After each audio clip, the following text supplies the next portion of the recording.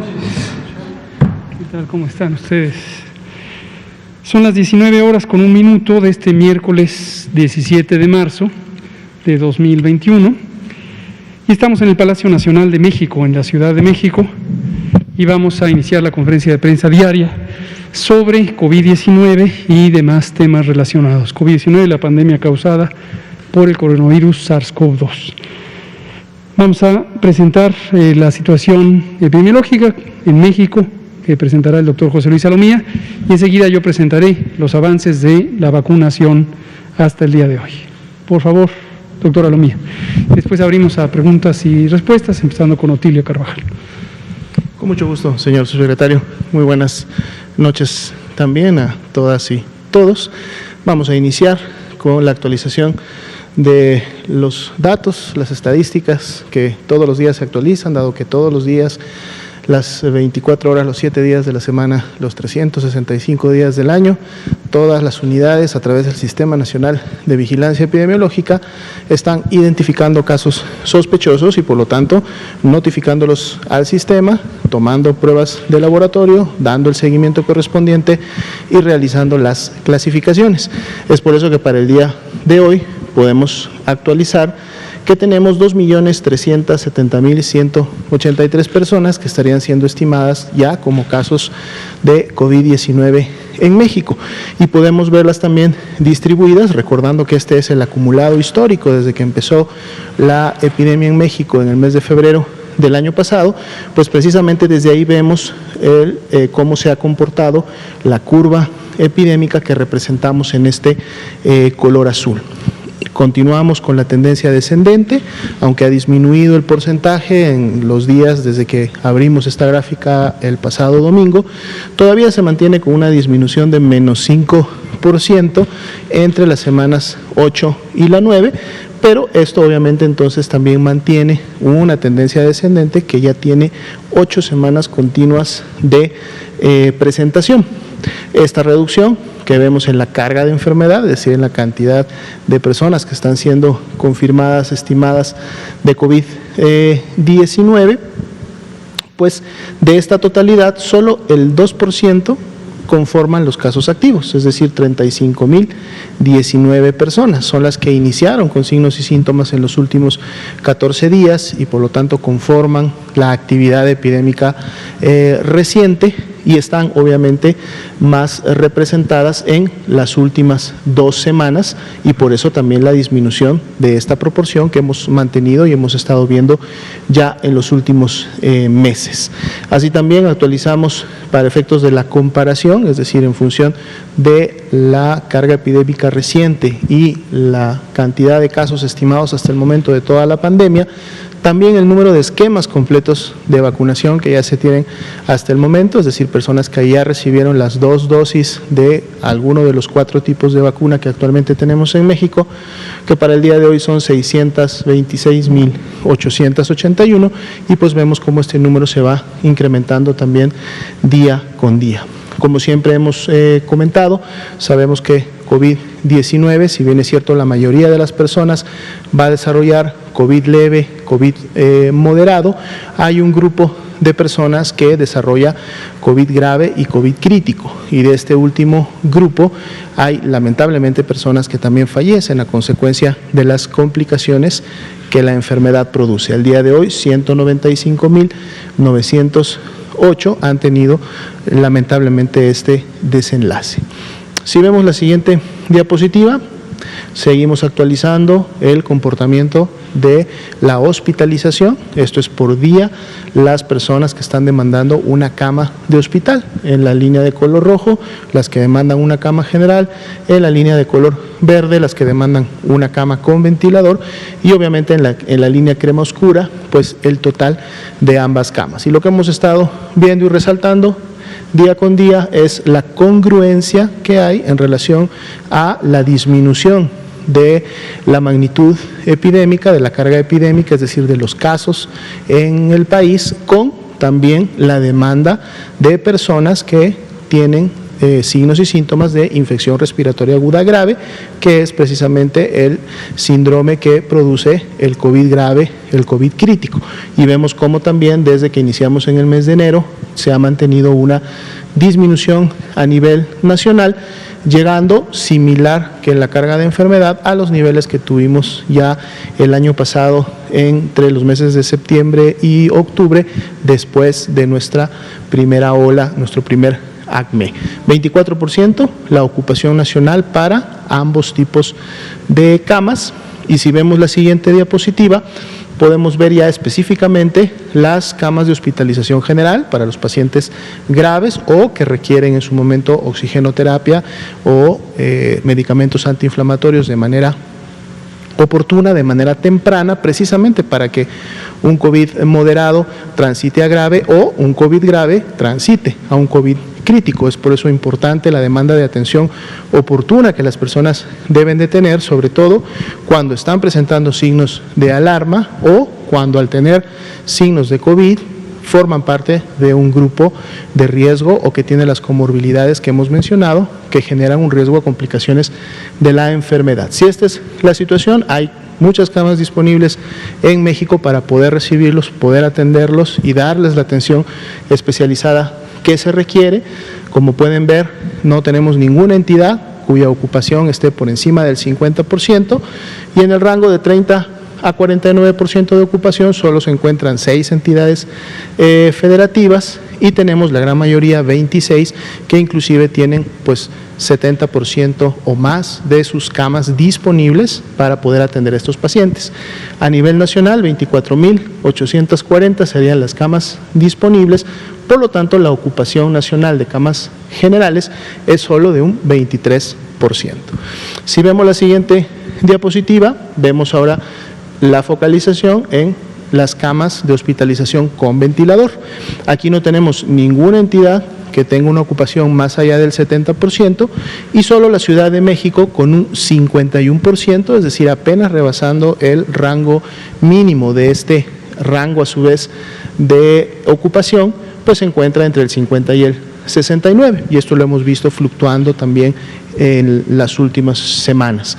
Entre 30 y 49, 7 entidades federativas y la gran mayoría, 24, se encuentran también con menos del 30% de ocupación en este tipo de camas, lo cual deja 8.236 camas disponibles. Si vemos los números de camas disponibles, vemos cómo estos también se han estado incrementando día con día y por lo tanto pues una ocupación nacional de solo el 27%. Por lo tanto, gran disponibilidad también para dar atención a los pacientes con las manifestaciones o las complicaciones más graves de la enfermedad y por lo mismo contribuir a su recuperación y a través de la atención médica también entonces contribuir a la disminución de la letalidad y la mortalidad por COVID. Sería la actualización de esta noche.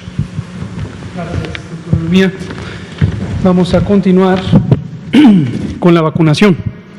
La vacunación contra el virus SARS-CoV-2 para prevenir la infección, la enfermedad, más exactamente no la infección, sino la enfermedad de COVID.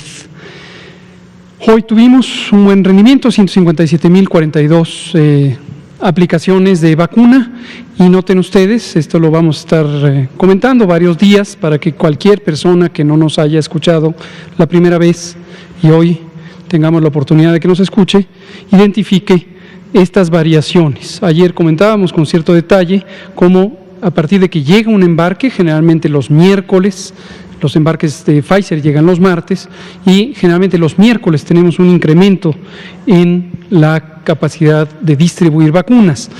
Explicábamos ayer que esta variación que después decae durante los siguientes días, vean ustedes, aquí llegamos a este máximo de 365.785 y después bajó y ahora tenemos un embarque ayer y hoy y tenemos nuevamente un repunte. Lo mismo ha ocurrido con un ritmo gruesamente semanal.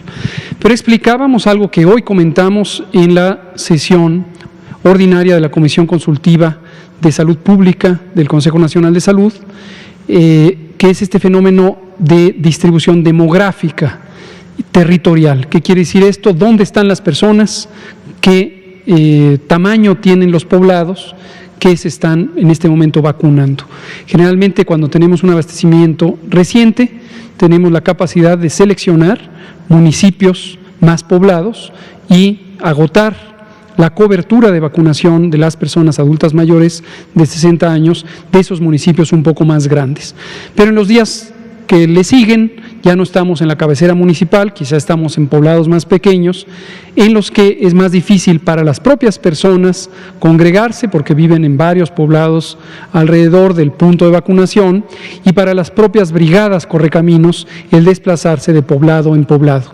No es que sea imposible hacerlo, desde luego lo hacen y se llegan a cada rincón del país, por difícil que sea la vía de acceso o las condiciones del camino de acceso o del transporte que se necesita para el acceso, pero eso lleva tiempo y el día se utiliza mucho en el desplazamiento. Esto está cerca de llegar a un punto de cambio que hemos comentado en los últimos 2 días, cuando vamos a tener abastecimientos más grandes, por ejemplo las vacunas de Sinovac que llegaron el sábado, que llegarán esta semana, que después tendremos un abastecimiento de 3 millones de dosis y otro de 3 millones de dosis, etcétera.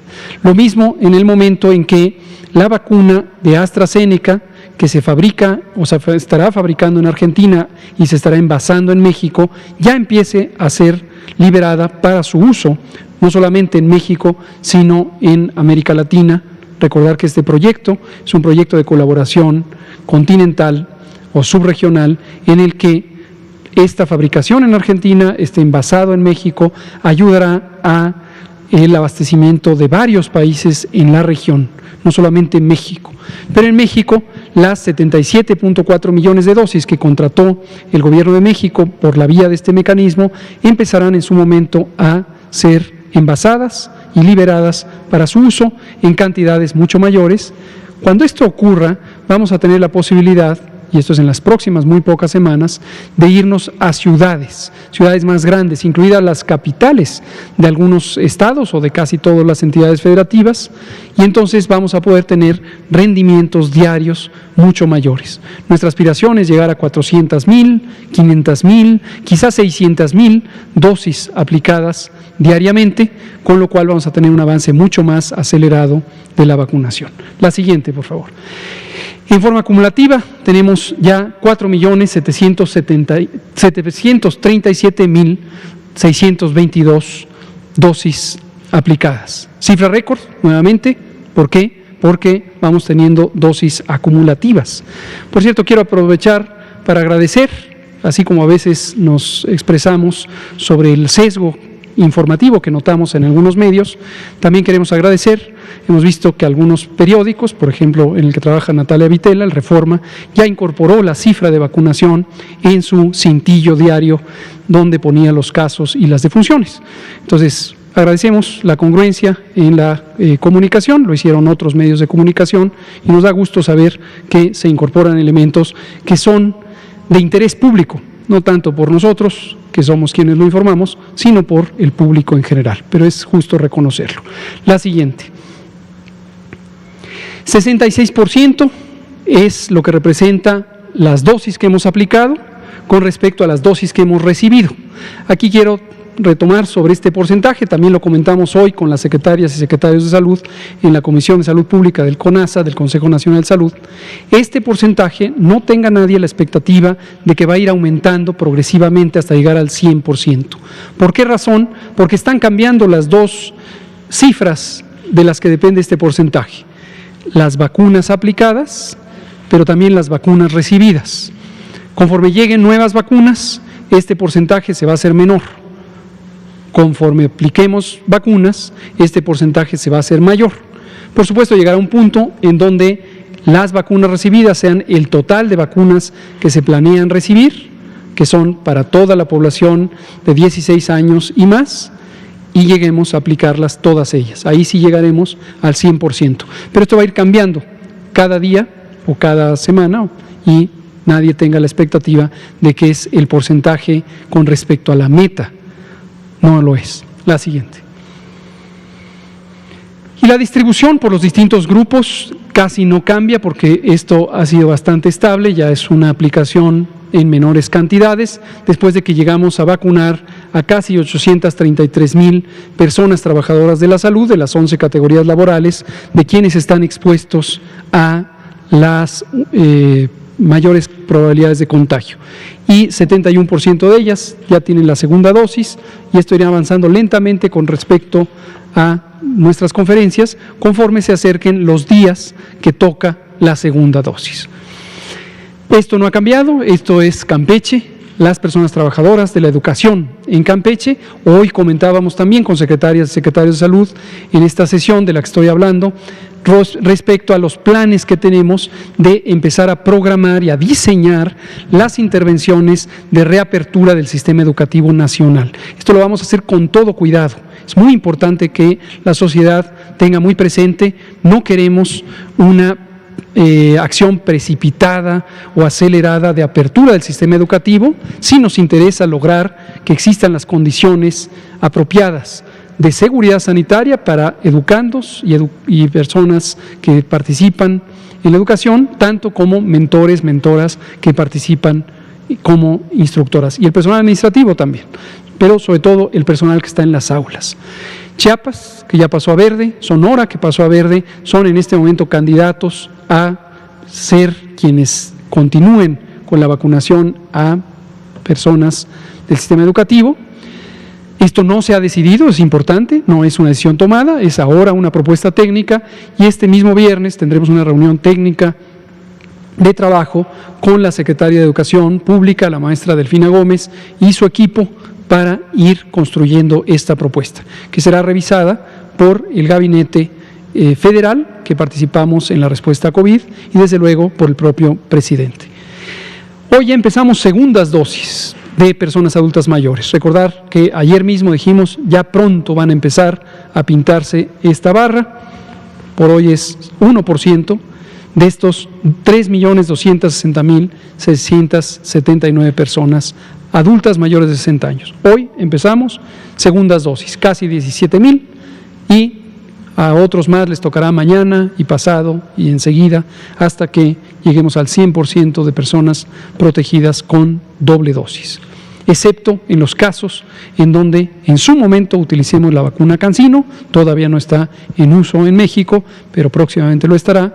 Este esquema es con una sola dosis. La siguiente.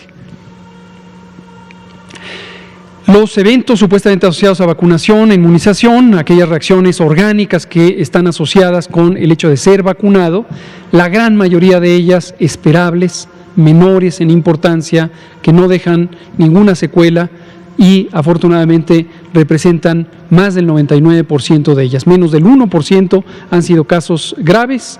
Hoy hay 15 personas hospitalizadas, no son las mismas de ayer, no necesariamente todas. En general, la duración de esa hospitalización es de 1 día o 2 para que estén en atención o vigilancia de algún evento de mayor importancia. Hoy comentábamos también en esta sesión de la Comisión Consultiva de Salud Pública respecto a la entidad federativa donde registramos los casos. El secretario de Salud de Yucatán, nuestro amigo el doctor Mauricio Sauri, comentaba una de las inquietudes que han existido sobre cuál es la entidad federativa donde se registran los casos. Veamos, Yucatán, aquí tiene un caso. Pero en este caso se trata de una persona que no recibió la vacuna en Yucatán, ni necesariamente es una persona que tiene como sitio de residencia permanente Yucatán. En este informe lo presentamos de acuerdo a la entidad federativa donde se está recibiendo la atención. Esa persona está hospitalizada en Yucatán, pero no se vacunó en Yucatán. Ahora, lo que destacábamos es que esto es relativamente intrascendente en la medida en que la entidad federativa o el gobierno de la entidad federativa no tiene ninguna responsabilidad respecto a que se presente o no el evento asociado supuestamente a la vacunación. Pero nos parece justo hacer esa aclaración, no solo para el caso de Yucatán, es posible que varios de los otros casos también correspondan con personas que no necesariamente se vacunaron en la entidad federativa. Pero vemos que a veces la información se distorsiona y al menos localmente se empieza a dar una importancia mayor al hecho de que en la entidad existe una persona que presentó una un evento, un ESAVI, un evento supuestamente asociado a la vacunación. La siguiente y penúltima, la distribución. El martes cambió, subieron a estos 3.890.250, este es el total, esto no cambiará posiblemente hasta el siguiente martes o en el momento en que pudiera llegar algún paquete de las otras vacunas. La siguiente. Espera tu turno, lo seguiremos recordando y agradeciendo también, como lo hicimos en esta semana o la anterior, a las personas, al pueblo de México, la prudencia, la paciencia, la generosidad, la solidaridad que han expresado por contribuir a que otras personas y también sus familiares, también ellas mismas, sean vacunadas de una forma ordenada. Uno de los elementos que también hoy comentamos en la Comisión de Salud Pública es la importancia de que los operativos locales funcionen de la manera más eficiente posible. Para esto se necesita la colaboración de todas y todos, la sociedad y los gobiernos, tanto locales o estatales como el gobierno federal, que todo el mundo esté bien comunicado, que todo el mundo contribuya al bien común, al interés superior de la nación y del pueblo, que es vacunar a las personas. A veces localmente, como lo observamos en la semana reciente, hay algunas discrepancias de opinión o unas descoordinaciones. Tengamos muy en cuenta, quien puede sufrir las desavenencias es el pueblo, son las personas. Si las personas están en una fila y se les deja en una fila durante 2 o 6 o 24 horas porque hubo descoordinación entre quien informó de la fecha de vacunación, de la hora de vacunación, quién era responsable de llevar la vacuna, quién era responsable de aplicarla, quién era responsable del apoyo logístico, a veces, como comentaba Rui la semana pasada, con sencillamente poner el toldo, poner las sillas, etcétera. Todas y todos debemos contribuir porque es interés de todas y todos que el pueblo de México se vacune. Hay que pensar en el interés superior y no en los aspectos muy locales o muy personales. La siguiente. Este es un anuncio no directamente relacionado con lo que estamos explicando, pero nos parece que es de gran interés público. Mañana jueves 18 de marzo, aniversario de la expropiación petrolera, por cierto, a las 10 de la mañana se presentará por esta liga de Zoom y con esos datos, por favor reténganlo, esto desde luego se pone a acceso público, el Instituto Nacional de Salud Pública presentará la encuesta de salud y nutrición en niñas y niños menores de 12 años en SARS-CoV-2. Y en esta encuesta se incluyen elementos que tienen que ver con la experiencia de vivir SARS-CoV-2 en esta población, menores de edad. Nos interesa que el público conozca la información científica que produce, desde luego, nuestro muy querido Instituto Nacional de Salud Pública. Entonces lo recomendamos, quien tenga interés, desde luego ustedes como comunicadoras y comunicadores les interesará mucho difundir esta actividad. Vamos a empezar cuando son las 19:24 con la sección de preguntas y respuestas. Otilia Carvajal, del diario La Razón. Adelante, por favor. Buenas noches, Otilia Carvajal, del periódico La Razón. Doctor López-Gatell, preguntarle sobre qué avances han tenido con el mecanismo COVAX y si ya tienen alguna fecha estimada para la primera embarque.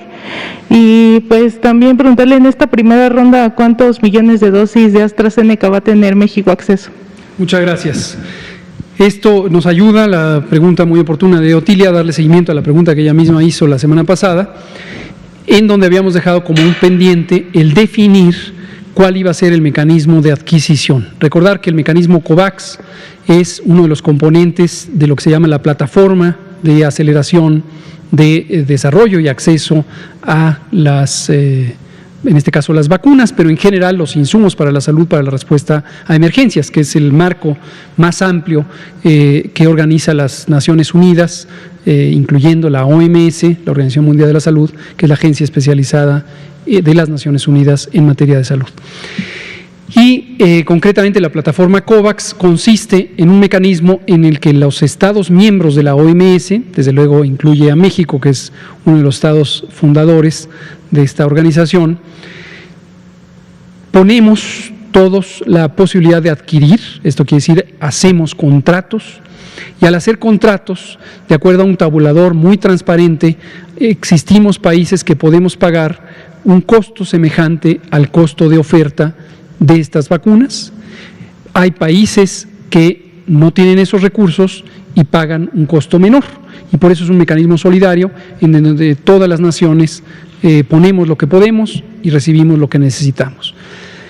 En ese sentido, México fue también de los primeros países en registrarse al mecanismo COVAX y nos inscribimos para 51.3 millones de dosis de las vacunas que se fueran definiendo por el propio mecanismo, por los comités de expertos y expertas que van incorporando en la lista a las vacunas COVAX. La primera de ellas es la vacuna de AstraZeneca, esto lo dimos a conocer hace varias semanas, y lo que había estado en conversación con la Organización Panamericana de la Salud, que es la agencia local de salud en América y a su vez la oficina de la OMS en América, era si hacíamos una adquisición por intermedio del fondo rotatorio de la Organización Panamericana de la Salud o lo hacíamos de manera directa vía vía AstraZeneca, aunque se trata de las vacunas registradas en COVAX. El fondo rotatorio, aquí aprovecho que tenemos tiempo para rememorar sobre esto. El fondo rotatorio es un mecanismo de asesoría técnica que facilita el acceso a diversos insumos para la salud, pero específicamente en el caso del fondo rotatorio, porque hay otro fondo que es el fondo de emergencias, está el acceso a vacunas, no solo vacunas COVID, sino en general vacunas. Y México había estado excluido de este mecanismo por varios años, autoexcluido, había tomado la decisión de no incorporarse, y una de las decisiones que tomamos en este gobierno cuando recién entramos fue reincorporarnos al mecanismo del fondo rotatorio, porque en las ofertas de vacunas eso ayuda a bajar los precios para la región, pero también para los países que nos inscribimos en el mecanismo. Eso quería recordar, ya lo hemos comentado en alguna ocasión. Regresando a la pregunta de Otilia y lo que nos ocupa hoy, decidimos que en esta situación vamos a tener el acceso vía Astra, porque hay algunas ventajas, tanto logísticas como de costos. Es una diferencia menor relativamente en términos de costos, pero en términos de logística nos representa una ventaja. Ya estamos, por lo tanto, en el proceso de formalizar esta contratación y vamos a adquirir 1.8 millones de dosis, 1.800.000 dosis de la vacuna Astra. Y es posible que esta sea nuestra primera o ya la segunda dotación, pero primera grande, de la vacuna Astra. Y todavía no hay una fecha precisa de esto, en cuanto la tengamos, lo comunicamos. Las siguientes vacunas que se adquieran por el mecanismo COVAX. Gracias por comentarlo, porque hoy precisamente recibimos información preliminar de que tenemos ya la ronda se ha abierto la ronda de selección de la segunda dotación. Y la vacuna que está en oferta es la de Novavax. Novavax es una vacuna de un laboratorio relativamente nuevo de Estados Unidos. Es una vacuna que ha mostrado también una alta eficacia y alta seguridad. Está entre las vacunas que en su momento hemos explorado de manera directa en conversaciones bilaterales con el laboratorio productor, pero en este caso ya sabíamos que estaba en la lista de COVAX y la siguiente ronda de abastecimiento es para la vacuna Novavax. Todavía tenemos que tener conversaciones detalladas sobre las condiciones de entrega y demás, pero es muy probable que también nos sumemos a adquirir la vacuna de Novavax. Parece una buena vacuna.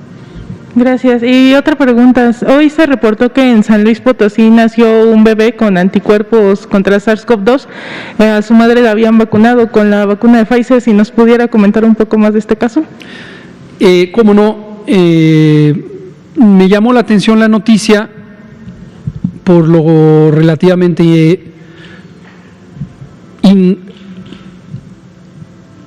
¿cómo lo explico?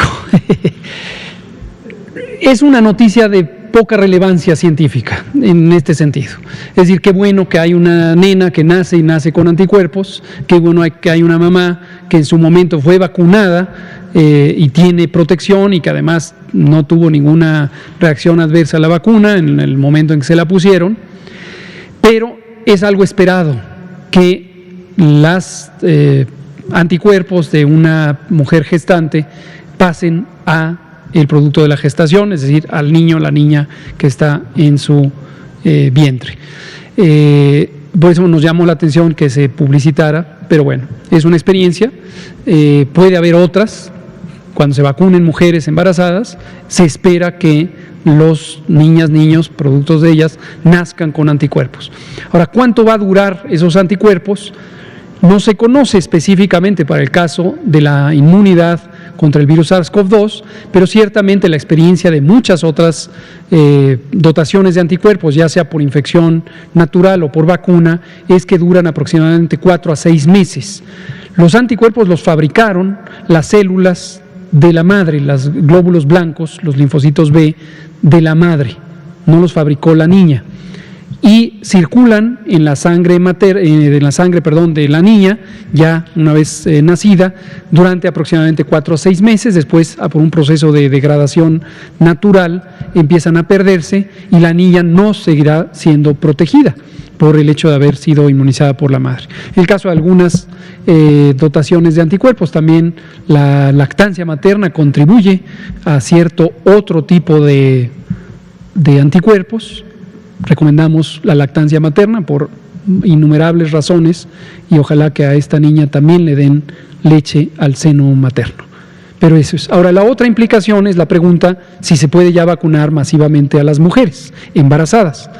El otro día me hacía esta pregunta un vecino cuya esposa está embarazada. Aquí está la respuesta. No es que esté prohibido, pero en general no se recomienda en este momento intentar hacerlo. La razón por la que esta mujer embarazada fue vacunada es porque es trabajadora de la salud, no porque esté embarazada. Y en las vacunas contra SARS-CoV-2, contra COVID, que en este momento están en uso en el mundo, no solo en México, en ninguna de ellas se han terminado ensayos clínicos que muestren la eficacia y la seguridad de las vacunas. Lo más probable, dada la composición de las vacunas y la biología de la inmunidad contra el virus SARS-CoV-2, es que sean seguras y sean eficaces en mujeres embarazadas. Pero por razones éticas, bioéticas, ya muy establecidas en el mundo por más de 3 o 4 décadas, en general se prefiere no tener a mujeres embarazadas en los ensayos clínicos iniciales, lo mismo que no se tienen niños y niñas o menores de edad en general, y en ensayos clínicos secundarios, que ahora están en curso algunos, ya se utilizan vacunas en estas poblaciones, menores de edad y mujeres embarazadas. Y en su momento se publicarán los resultados. Ahora, ¿cuál es la implicación para aquellas mujeres embarazadas en México? En este momento, en el programa nacional, no estamos incluyendo embarazadas por el hecho de ser embarazadas. En el caso de esta mujer en particular, se le vacunó, como digo, voluntariamente. Ella aceptó ser vacunada, de hecho pidió ser vacunada, aun cuando se sabe que no existe evidencia suficiente sobre la seguridad y la eficacia, por el hecho de ser trabajadora de los servicios de salud de primera línea. Entonces, también para tenerlo presente en el caso de las mujeres embarazadas. Muy bien. Daniela Pastrana, pie de página.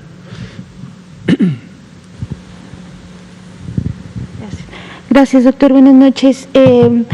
Le quería preguntar qué información actualizada tienen de las vacunas que llegaron a los gobiernos de Tamaulipas y de Nuevo León. La última información que nosotros tuvimos del viernes fue una conferencia que dieron los secretarios de salud, que decían que tenían guardada la vacuna porque no estaban completamente convencidos pues de que funcionara o de que sirviera por el tema de la congelación.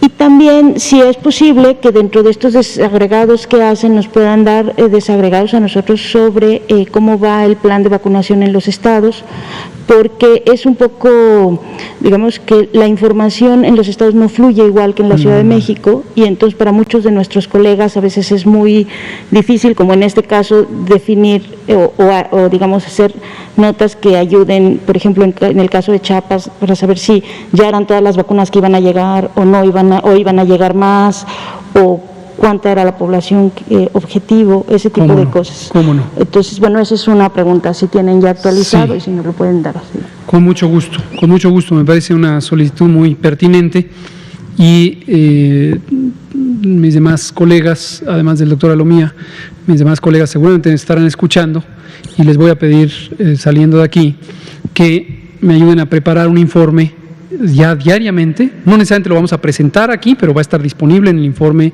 en línea en coronavirus.gov.mx. El primero definitivamente sí lo vamos a presentar, y quizá cada semana estar presentando un resumen de la cobertura vacunal en los estados. ¿Qué población de adultos mayores tienen? ¿Cuántas vacunas han llegado? ¿En qué fechas llegaron? ¿De qué tipo de vacuna? ¿Cuántas se pusieron? Etcétera, estado por estado. Y en su caso la desagregación municipal, que también la tenemos y la acabamos de presentar ayer en el informe técnico. Muchas gracias.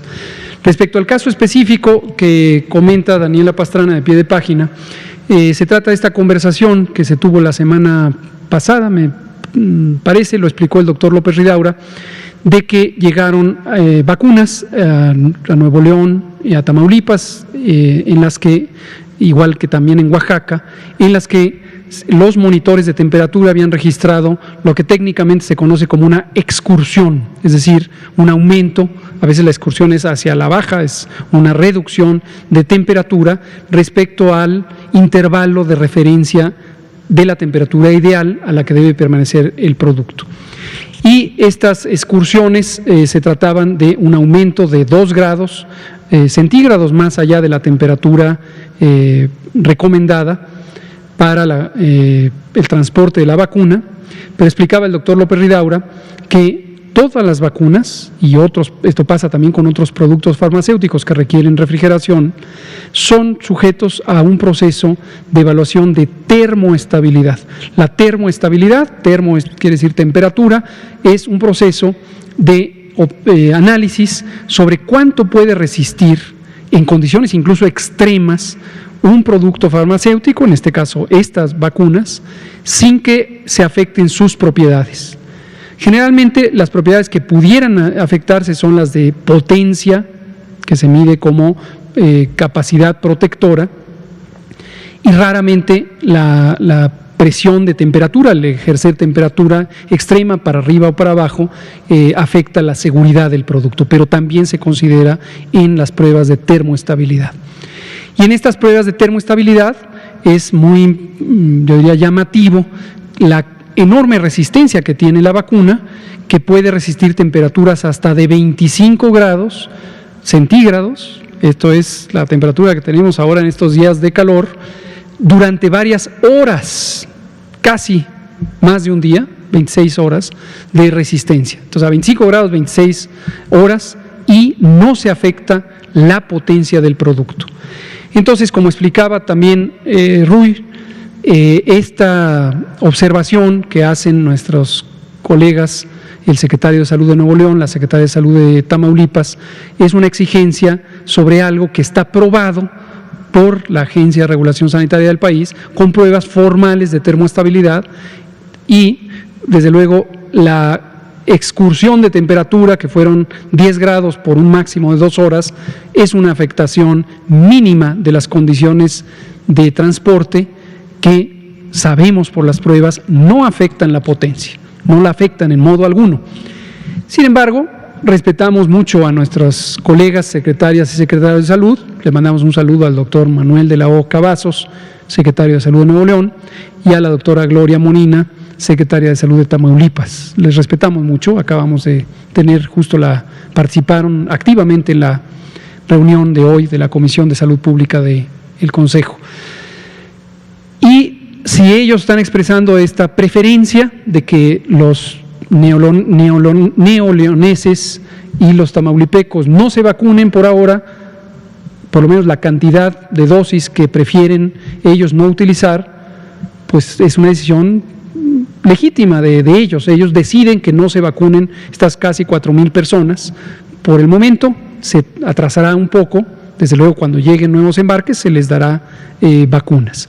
Y el Programa Nacional puede incorporar sin problema alguno estas vacunas, ya sean en los propios estados, a través de las instituciones federales, como el IMSS, como el ISSSTE, como los servicios médicos de Pemex o las instituciones militares, incluso, dado que tenemos la evidencia y la convicción de que se trata de vacunas seguras, que seguirán siendo igual de eficaces que el resto de las vacunas.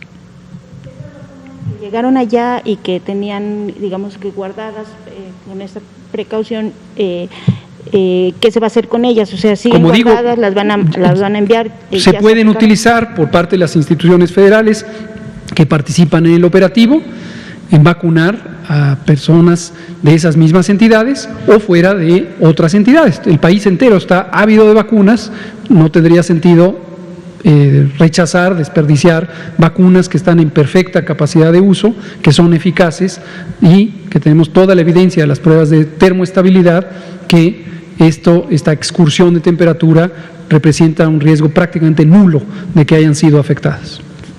Gracias, doctor. Otra pregunta es que nos empezó a circular algunos mensajes de que personas ya se podrían registrar a la plataforma de vacunas. Son falsos, gracias por mencionarlo. Parafraseo, perdón, la interrumpí. Lo que dice Daniela Pastrana de pie de página es que ha circulado en Internet, Facebook, que me parece, y en otras plataformas, una ficha donde se está llamando a registrarse en la plataforma mivacuna.gov.mx. De esto nos alertó el doctor Efrén Encinas Torres, secretario de Salud de Sinaloa, justo durante la sesión de hoy. Es una noticia falsa. La plataforma mivacuna.gov.mx es una plataforma legítima del Gobierno de México en las que pudimos registrar a las personas adultas mayores de 60 años. Pero en este momento no está abierto para personas del siguiente grupo, que somos quienes tenemos de 50 a 59 años. No está abierta todavía. Tenemos que terminar la fase 1 y todavía no anunciamos el inicio o el preinicio de la fase 2.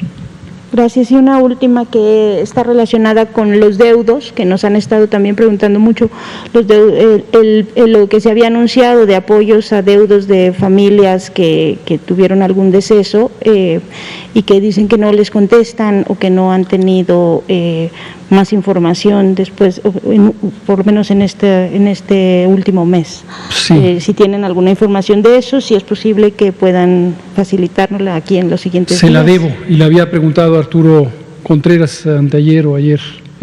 Vamos a darle seguimiento con la oficina correspondiente y mañana lo informamos. Gracias. Muchas gracias. Natalia Vitela, Reforma. Gracias. Doctor, hoy el doctor Reyes Terán habló de actualizaciones o avances de las recomendaciones del Consejo Técnico de Vacunación y sugirieron la vacunación en embarazadas. Entonces quería saber si ya estará esta sugerencia o si se va a tomar en cuenta. Sí, como decía hace un rato, la consideración de vacunar personas o mujeres embarazadas está sujeta también a las consideraciones de riesgo-beneficio. Todo en salud, en medicina, en salud pública, tiene este enfoque, riesgo-beneficio. Cualquier intervención de salud o incluso alimentaria, cualquier experiencia de vida puede tener algunos riesgos y puede tener algunos beneficios. Pero la magnitud, el tamaño de los beneficios y el tamaño de los riesgos es muy cambiante o muy variante cuando compara uno una intervención con otra. El propósito de la investigación clínica, los famosos ensayos clínicos, precisamente es el tener evidencia directa sobre los beneficios, que es la eficacia, que se convierte después en efectividad, y los riesgos, la seguridad, que se mide, entre otras cosas, por la frecuencia relativa o comparativa de los ESAVIS, de los eventos supuestamente asociados a vacunación. Y la evidencia es evidencia cambiante. En este momento, como decía, no se ha concluido ninguno de los ensayos clínicos específicos que incluyen a mujeres embarazadas. Por lo tanto, existe incertidumbre, existe desconocimiento sobre la seguridad y la eficacia. Por las características de las vacunas, su tecnología y el conocimiento que ya existe de la biología de la inmunidad contra el virus SARS-CoV-2, existen amplias posibilidades, altas probabilidades, de que las vacunas que hoy estamos usando en México y en el mundo sean seguras y eficaces también para las embarazadas. Entonces, la consideración que se hizo recientemente en el Consejo Nacional de Vacunación fue precisamente sobre cuál podría ser el punto idóneo en donde estemos ya muy cerca de recibir evidencia o ya tengamos la evidencia porque se publica en un artículo científico, y la necesidad de proteger a las mujeres embarazadas, dado que la COVID-19 ha aumentado algunos de los eventos adversos relacionados con el embarazo, en comparación con mujeres que no tienen COVID-19. Lo que ha sido sumamente afortunado, y es una circunstancia, de hecho, en su momento fue sorprendente, es que las mujeres embarazadas y consecuentemente sus productos de gestación no hayan tenido la misma magnitud de riesgo de complicaciones o de defunción que sí conocemos produce la influenza. Recordarán que en México en particular fuimos casi obsesivos con mencionar a las mujeres embarazadas como el grupo de más alto riesgo o junto con personas que tienen enfermedades crónicas, cosa que no hacían otros países. Nosotros exageramos un poco en ese sentido, no pasa nada, preferimos exagerar en la protección que dejarlo pasar.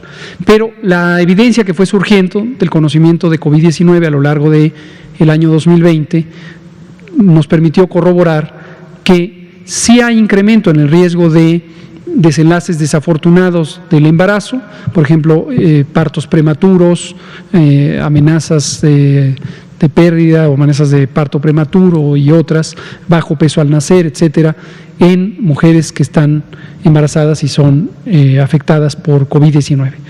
Entonces, el análisis de riesgo-beneficio continúa abierto, necesitamos precisar los elementos de cuándo ya tendremos evidencia directa de la seguridad y la eficacia y cuál es la magnitud relativa de este problema en la sociedad, en el grupo de mujeres embarazadas. Anualmente en México nacen un poco más de 2 millones de personas, 2.3, 2.2, y ese es el número de mujeres embarazadas que para cada corte anual están presentes o transitan. Gracias. Y otra pregunta es sobre la vacuna CanSino.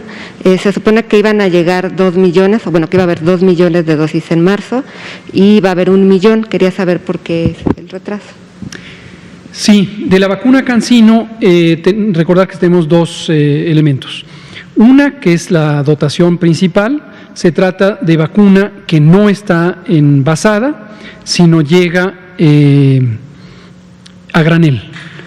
Y va a ser envasada en México, en una planta que es de una compañía que se llama Drogmex, que está en Querétaro. Y esta planta ha estado en un proceso de habilitación técnica o tecnológica, igual que la planta de Leomont en Ogoyoacac.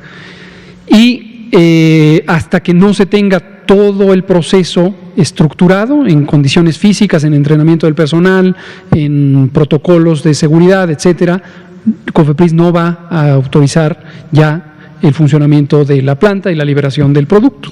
Pero vamos en buen avance, ha habido una muy buena cooperación por parte de la entidad privada que envasará y también, desde luego, por parte de COFEPRIS, particularmente ahora que está el nuevo comisionado y las nuevas comisionadas. Entonces, conforme va avanzando ese proceso, se han tomado las decisiones de cuándo llega el producto a granel. En un momento dado es útil avanzar en tenerlo físicamente en México. Parte del producto que llega a granel se usa en las pruebas precisamente en los ensayos de llenado, tanto en el caso de Leomont con la vacuna Astra como en el caso de CanSino y la vacuna Drogmex, y a veces hemos dicho que venga de una vez y decidimos, se habla con China para que lo manden, y en otros casos hemos dicho esperen un poquito, todavía esta fase no está terminada, pero es intrascendente. Al final va a llegar lo que está contratado y vamos a tener todas estas 35 millones de vacunas de CanSino. Pero entonces la planta ya está aprobada por COFEPRIS. No, la la del planta envasado se ha ido aprobando conforme va demostrando capacidad en distintos segmentos del proceso. No es una sola aprobación, son distintos bloques del proceso. Se ha avanzado muy bien y conforme se avance en todo, pues ya llegará el punto en que se libere todo. Digamos, esto sería la razón del retraso, pero después van a acelerar. Sí, de hecho no hay que llamarle retraso, pues no es ningún retraso, no es que nos frustre que no llegue. Nosotros mismos en conversación con China, con la CanSino Biologics, hemos tomado la decisión de espérate o auméntale, mándalo o no. No es un retraso en sí mismo, ¿no? Sí. Y ya por último preguntarle, de los 12 millones de dosis que se envasan en Edomex de Astra, ¿cuántos se van a quedar en México y cuántos van a América? Bueno, en México son lo contratado, 77.4 millones de dosis, y el plan de producción, números gruesos, es 250 millones de dosis para América Latina, cuando menos en el primer esquema de fabricación, envasado, distribución. Eso ya es una transacción privada que hace Astra, indudablemente Leomont, y los distintos gobiernos de la región. Pero sabemos, fue lo que se anunció de origen, que eran hasta 250 millones de dosis que seguirían ese proceso, fabricación en Argentina, envasado en México y después distribución a distintos países de América. Perdón por abusar, pero quiero preguntarle también sobre las nuevas informaciones que hay de las variantes del SARS-CoV-2 que son más transmisibles y más letales. En ese sentido, México, ¿cómo se está preparando? Gracias. Sí, le pido al doctor Alomía si comenta sobre esto, recordando que México tiene un esquema de vigilancia de cepas y variantes virales que está establecido desde hace muchos años, y agradecer a nuestros colegas, no solamente del INDRE, quien coordina este proceso, sino de toda la red de laboratorios nacionales de salud pública. Por favor, doctor. Claro, con mucho gusto. Como parte del Sistema Nacional de Vigilancia Epidemiológica, uno de los componentes que integra esta vigilancia es precisamente la vigilancia virológica, la cual no es tampoco nueva, no es específica para COVID-19, pero obviamente muy útil para COVID-19. Esta se viene realizando desde que tuvimos o se tuvo la pandemia de influenza en el 2009 y que tiene precisamente como objetivo identificar cuáles son los diferentes tipos de virus que están circulando en el país y que están produciendo enfermedad con afectación a la población. Pero es importante, digo, porque esta vigilancia, en base a las herramientas, protocolos, algoritmos que utiliza, es la que precisamente nos da los insumos para poder llevar a cabo la identificación ya en resultados positivos al virus SARS-CoV-2 de cuáles de estos virus pudieran estar presentando mutaciones o en su momento ser nuevas variantes introducidas al país. Y esto entonces ya entra en el siguiente campo, que también es un componente de la vigilancia epidemiológica, que es la vigilancia genómica, es decir, aquella que va a ir ya directamente o se va a focalizar en poder identificar mutaciones y en su momento variantes. Hasta el momento, las variantes que hemos tenido identificadas en México han sido pocas para efectos de del porcentaje de secuenciaciones que se han llevado a cabo y que se han identificado, o sea, es muy poco, es menos prácticamente del 1% de todas las secuenciaciones realizadas, y lo importante es precisamente que estas identificaciones se han hecho en personas con antecedente de viaje, no necesariamente o solo a los países en donde se identificó por primera vez estas variantes, sino a otros países en el nivel internacional, o que estaban asociadas a personas que habían realizado el viaje, es decir, ser contactos de personas que en su momento habían importado la variante.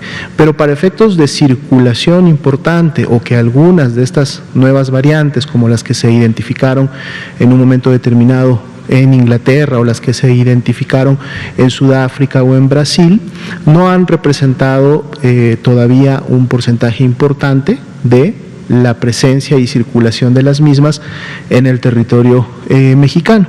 Mutaciones obviamente se siguen identificando también. Sabemos que estamos ante un virus que tiene esta capacidad o contempla esta característica de poder mutar, pero es precisamente el número de mutaciones y las mutaciones específicas las que cuando se agrupan o se producen, obviamente pudieran generar la aparición o la identificación de una variante, ¿no?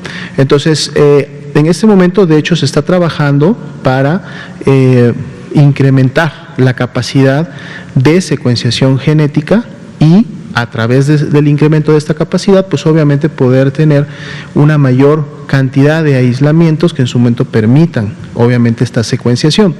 Esto lo estamos haciendo de la mano y en coordinación con el CONACYT, quien a su vez también, obviamente, puede hacer un enlace con toda una serie de instituciones académicas de desarrollo científico en el país, que obviamente el elemento más importante para poder llevar a cabo es que se cuente con el equipo de secuenciación genética, que no es un equipo económico, es un equipo costoso, no se tienen muchos en el país, pero a través obviamente de una selección de las muestras, es decir, personas que dan positivos al virus SARS-CoV-2 y que cuentan con ciertas características que pueden hacer sospechar que se trate de una variante importada o que se trate de algún comportamiento diferente, es entonces que se llevarían obviamente a la secuenciación y poder continuar con esta identificación. Pero hasta el momento los trabajos que se han llevado a cabo, reitero, no hay una circulación importante o una circulación que en su momento genere algún tipo de alerta o que cambie el comportamiento de la enfermedad como hasta ahora la hemos tenido en México.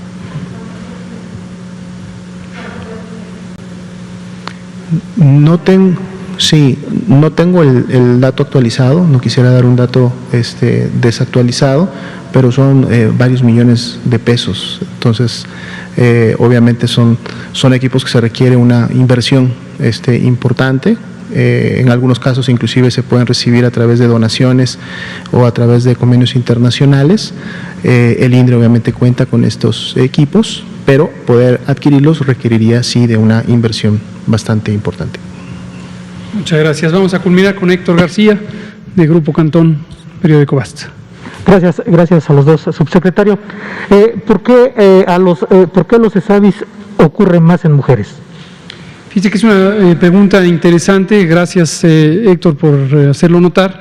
Efectivamente hemos visto esta distribución desigual o diferenciada entre mujeres y hombres para el conjunto de los ESAVIS y también para el caso específico de los ESAVIS que quedan registrados como graves. Tenemos, estoy viendo aquí la diapositiva, 62 en el caso de las mujeres y 30 en el caso de los hombres, para estos 92 casos que han estado graves. Y el conjunto de los ESAVIS también tiene esta distribución diferencial, incluso más grande en el caso de los ESAVIS leves. Aquí está, muchas gracias. Voy a parar aunque nos queden pocos minutos. Se refiere a esto, Héctor García. Lo hicimos notar desde la primera vez que presentamos la diapositiva, es prácticamente una relación 2:1, un poquito más que 2:1, en favor de las mujeres, bueno, en mayor frecuencia de las mujeres. Y para este conjunto 11.947, que es el gran conjunto, ya también de todos los más de 99.2 que no son graves, también predominan las mujeres. Ahí la razón es casi 3:1. No tenemos una explicación al respecto y no necesariamente encontramos una razón biológica orgánica o tampoco una razón social por la que pudieran estar diferencialmente distribuidos. Estamos en varios análisis de carácter epidemiológico, estadístico, también considerando si esta frecuencia no revela también la distribución diferencial de la aplicación de las vacunas, en la medida en que pudiéramos tener para cada región, cada entidad federativa o cada tipo de vacuna o para cada subsegmento de edad que el porcentaje de ESAVIS difiriera entre mujeres y hombres, podríamos decir ya de manera más clara que sí hay una diferencia. No, por el número absoluto, no se puede llegar a esa conclusión. Pero lo estamos analizando, comentábamos aquí con el doctor Alomía que en próxima fecha queremos presentar una sesión prácticamente dedicada a puros CESAVIS para presentar un trabajo muy cuidadoso que ha estado coordinando el doctor Alomía de análisis precisamente de los SAVIS. Muchas gracias. Pues son las 20 horas en punto, terminamos aquí la conferencia. La epidemia sigue, 6 semanas a la baja, no hay que confiarnos, la vacunación avanza, cifra récord, llevamos ya 4.737.622 vacunas y seguiremos. Hay vacunas para todas y todos, hay que esperar el turno, hay que continuar con las distintas medidas de precaución y protección. Muchas gracias y nos vemos mañana. Gracias.